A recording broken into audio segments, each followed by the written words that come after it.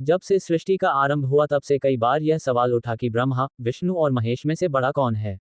हमारे पुराणों में इसके विषय में कई कथा मिलती है। सनातन धर्म में कई सारे संप्रदाय है और सब संप्रदाय में अपने अपने इष्ट देव को अधिक महत्व दिया गया है। फिर भी यह सनातन धर्म की महानता है कि हर संप्रदाय दूसरे संप्रदाय का आदर और सम्मान करता है।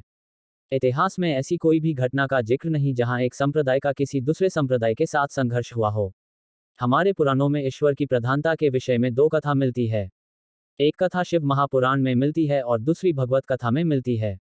जानिए शिव पुराण की कथा क्या है। शिव पुराण के अनुसार एक बार ब्रह्मा और विष्णु में विवाद हो गया कि उन दोनों में से कौन बड़ा है। जब विवाद इतना बढ़ गया कि उन दोनों में युद्ध की नौबत आ गई तब उन दोनों के मध्य एक बड़ा सा अग्निस्तंभ प्रकट हो गया। अब उन दोनों ने यह निश्चय किया कि जो भी पहले इस अग्निस्तंभ की अंत को पा लेगा वही श्रेष्ठ है। भगवान विष्णु उस स्तंभ के अंत को पाने के लिए नीचे की ओर गए और ब्रह्मा जी ऊपर की तरफ गए। दोनों में से कोई भी इस अग्निस्तंभ के अंत को पाने में सफल ना रहा। भगवान विष्णु ने तो अपनी हार स्वीकार कर ली परंतु ब्रह्मा जी ने असत्य कहा कि उन्हें अंत मिल गया है इसलिए मैं श्रेष्ठ हूँ। ब्रह्मा जी के मुख से असत्य सुनकर उस अग्नि स्तंभ में से शिव जी प्रकट हुए और उन्होंने ब्रह्मा जी के 5 मुख में से जो मुख असत्य बोला था उसे काट दिया और यह श्राप दिया कि संसार में उनकी पूजा नहीं होगी। भगवान विष्णु से प्रसन्न होकर उन्हें अपने समान पूजे जाने का वरदान दिया। यह कथा शिव पुराण की है जिसके अनुसार शिव जी सबसे बड़े हैं। जानिए श्रीमद् भागवत कथा में क्या कहा है इस विषय में। एक बार सप्तऋषियों में यह चर्चा हो रही था कि ब्रह्मा, विष्णु और महेश में से बड़ा कौन है। इसलिए उन्होंने त्रिदेवों की परीक्षा लेने का सोचा और यह कार्य भृगु ऋषि को सौंपा गया। अपने इस उद्देश्य से भृगु ऋषि परमपिता ब्रह्मा के पास गए और उन्होंने उनका अपमान किया। इस अपमान से ब्रह्मा जी क्रोधित हो गए। बाद में भृगु ऋषि शिव जी के पास गए, उन्होंने शिव जी का भी अपमान किया। फिर वह भगवान विष्णु के धाम वैकुंठ गए जहां भगवान विष्णु अपनी शेषशैया पर विश्राम कर रहे थे। महर्षि भृगु ने जाकर सीधे भगवान विष्णु के वक्षस्थल पर लात मारी।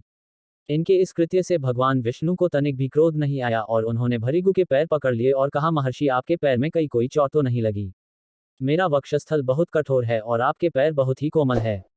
भगवान विष्णु की यह विनम्रता को देखकर महर्षि भृगु ने भगवान विष्णु से क्षमा मांगी और फिर सप्त ऋषियों ने यह स्वीकार कर लिया कि ब्रह्मा, विष्णु और महेश में से भगवान विष्णु ही श्रेष्ठ है। मेरी दृष्टि से भगवान जो करते हैं वह लीला है और उनकी लीला के पीछे क्या कारण होता है वह भृगु जैसे महर्षि भी जान नहीं सकते।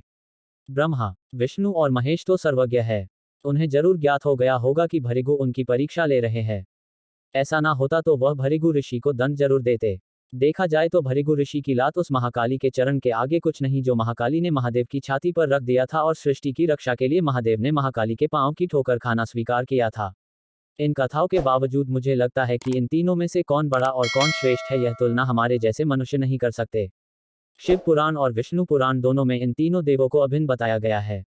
हमारे पुराणों में यहाँ तक कह दिया है कि जो मनुष्य शिव द्रोह करके विष्णु की पूजा करता है और जो मनुष्य विष्णु द्रोह करके शिव की पूजा करता है उनकी पूजा का कभी स्वीकार नहीं होती।